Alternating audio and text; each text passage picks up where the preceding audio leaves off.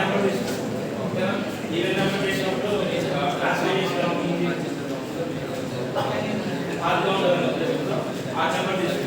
ఆ నెంబర్ తీసుకుంటే maximum different వస్తుంది.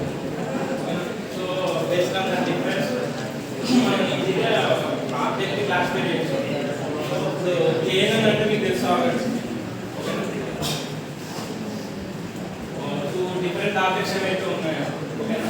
ఒకవేళ న్యూ డేటా సెట్ ఎప్పుడైనా ఇంజెక్ట్ చేసినప్పుడు లేదంటే న్యూ డేటా సెట్ టెస్ట్ చేసినప్పుడు అది ఏ కేటగిరీకి చెందింది అనేది ఐడెంటిఫై చేయడానికి కేఎన్ఎన్ అల్గారిథం అనేది వాడతాం.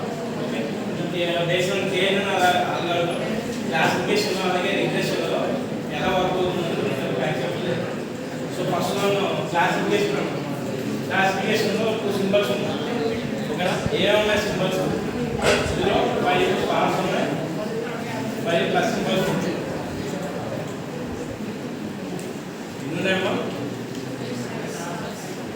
ఏ సిటీస్లలో పర్టికులర్